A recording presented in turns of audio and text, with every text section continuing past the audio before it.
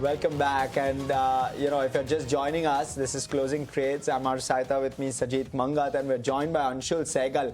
Fabulous recovery, Anshul, that we're seeing in markets. Anshul, of course, is founder, Sehgal Capital. But, Anshul, we're seeing a fabulous recovery in markets intraday. IT is really ruling the roost. What's the take? What's leading to this uptick, in your opinion? Hi, Harsh. Good to be speaking with you. Very good speaking to you, sir. It's an interesting time for India. If you speak to 10 people on the street, 9 are confused just now. I was in a conference recently last week, and if you spoke with people, there was general confusion about the direction of the markets.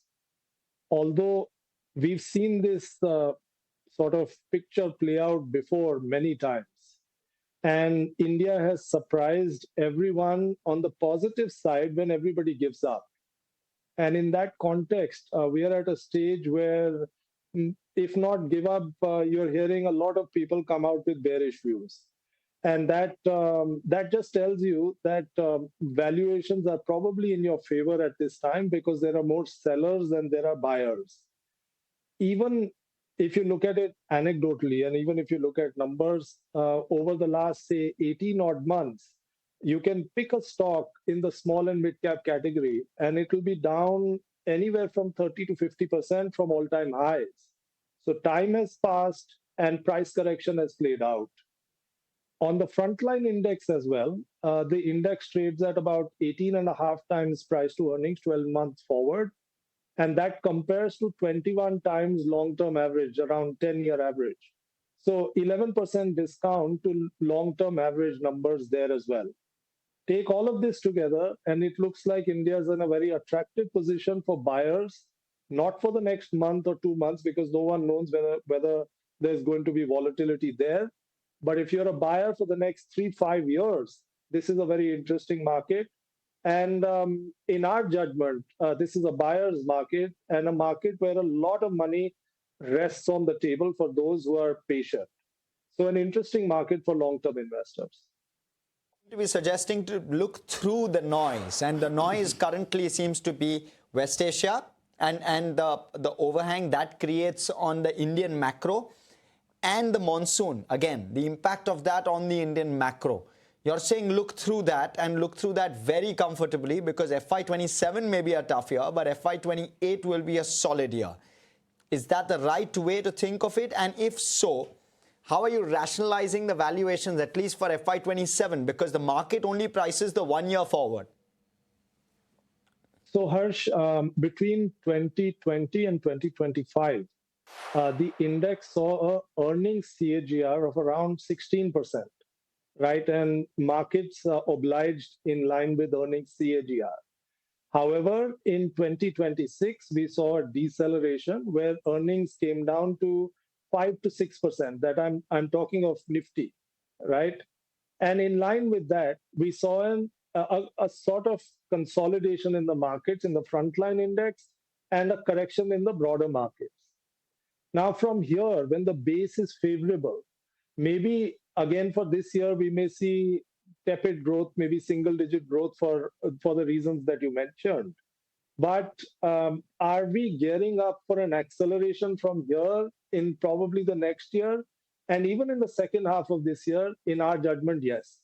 And if that acceleration in earnings is going to happen, then the only real truth in the markets is that the markets follow earnings growth. If earnings growth is going to be positive, and at this time ownership is low, that is a nice recipe for the markets to do very well. And again, whenever the market or market participants push you to become somewhat myopic, it is good to look at the bigger picture, the long-term view. So let's go back to 2015 and let's look at some numbers. Our exports of mobile phones in 2015 was roughly in the region of 1,500 crores. Fast forward to 2025, and that number is north of 2 lakh crores, which means that we are up nearly 130 times in a 10-year period. And that's half the story. The full story is that in the same period, our mobile phone imports were about 48,000 crores. and that number is down to 3,700 crores today, a decline of 92%. So while in the short term, people will bring you, or in a myopic sense, people will bring you to near-term cyclical sort of headwinds. But if you see the bigger picture and the long-term view, India is on a very steady, strong, favorable trajectory, as the one anecdote that I just mentioned today. And this trajectory can be seen in sector after sector. If you're a sort of sharp sort of observer of the market and of companies, you will see this play out in sector after sector. Whether it is PSU banks, it is in sugar, it is in manufacturing, in capital goods, mobile phones, electronics. This story remains the same, and we are not going to slow down. It's only going to accelerate from here. So for India, if you're a bear on India, I think that you are doing yourself the biggest disservice. Be a bull on India between now and the next 3 to 5 years. There's a lot of money to be made. Anshul, if things are looking better, if according to you, how do you look at financials actually? We are getting into a macro scenario where there are headwinds with respect to capital account deficit, which is there. You have a currency depreciation, yields are rising. You have a monetary policy coming in by the end of the week. How do you look at financials? There are two aspects to financials. One is, of course, the balance sheet aspect, where all the issues that you mentioned, some of them may be headwinds for financials. However, on the other hand, if you look at the capital structure of most of the financials at this time, financials are very nicely capitalized with headwinds of provisioning and of capital of credit costs being quite reasonable at a time like this. While in many countries across the world, you don't have the same sort of setup on credit costs. Take China, for instance. And then, if you look at how the underlying economy, that is the Indian economy, is performing, and the impact that will have on growth for financials, I don't think that there is going to be any hurdle for Indian financials to actually show significant growth going forward. Particularly, I would say that PSU banks, which fund most of the capital creation within the country, those banks will see tailwinds going forward because we are starting to see private sector capex pick up. So I think that financials are interestingly poised, some of those because of reasons specific to those financials where valuations have become attractive. And by and large, the sector has reasonable valuations today. Within NBFCs also, the housing finance NBFCs and some of the other diversified NBFCs also look quite interesting. So financials on growth parameters to us looks quite interesting going forward. Okay. Now, Anshul, I'm going to pause you here for just a minute and pause the conversation here as well. What's your view on IT? Do you think the sell-off in IT is, has hit rock bottom and now it's time to accumulate that stock? Actually, I just noticed that what you were showing on the screen was 5-year averages, and current valuations clearly are quite at a discount to the 5-year averages. But it will be interesting to see 10-year averages as well. Why I say that is because in the last 5 years, post-COVID, the IT sector got materially re-rated. And some of the small and mid-cap names which used to trade at 15, 16 times price to earnings kind of multiples started trading at 25, 30, even 35 times price to earnings. So while there is a discount that has played out over the last 5 years, I mean, that average, but my guess is, and this is only conjecture, that over a 10-year period, we will be at or even now slightly at a premium to 10-year averages. That's because, just because last 5 years have been very good for the IT sector. Now, of course, there are headwinds, and some of those headwinds we all know, AI related, etc. I don't think that AI is going to be a mortal enemy of IT. IT will survive in a different manner. However, when the dust is up, it takes some time for that dust to settle. And in my judgment, it will still be some time before the dust settles, and we will have absolute return opportunities in the IT sector. So we will be on the sidelines for the moment, looking for bottom up opportunities elsewhere. But sometime between now and the next 1 year, IT will become interesting. So Anshul, you suggested that we pull out the 10-year average. So I mean, I've not been able to do it on a 1 year forward basis because that'll take some math. But you know, on a trailing 12-month basis, the 10-year average is roughly a 10 to 12% discount to the 5-year average, and you're also looking at a 20% discount to the current. If that kind of gives viewers as well as you a good picture. Okay, so possible. I mean, I'm just saying that the 10-year average is clearly at a discount to the 5-year average is my guess, and which really is what you're confirming. It's around 10-12% discount to 5-year average. That's right. And Anshul, one more piece, but so should you go out and buy right now? And if so, what should the tilt be? What should the preference be within IT? Because that's frankly the hottest sector right now in the last few days, of course, early days, but it looks like the hottest sector.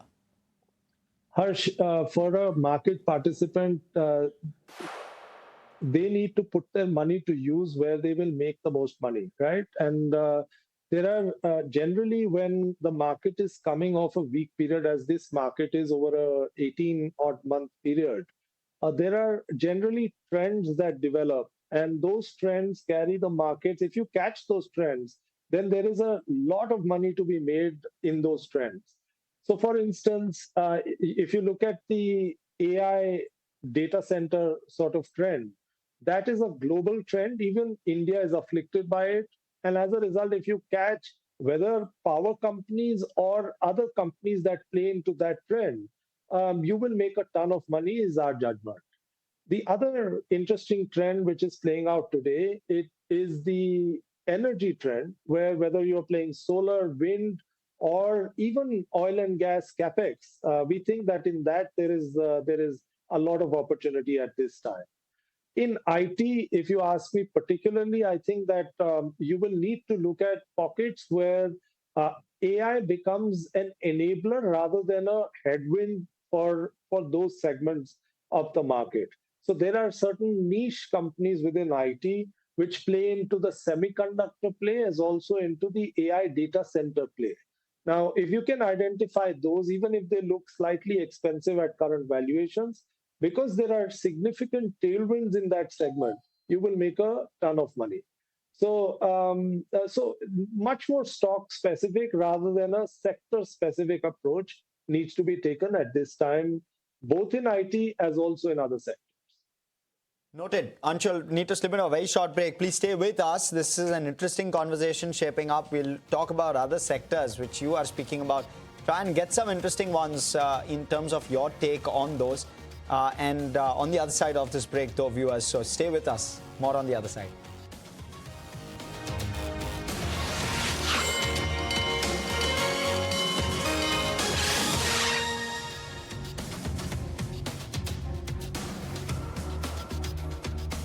IT index is what is standing out, 4% up in the last 2 days or so, 6.5–7% jump in IT index.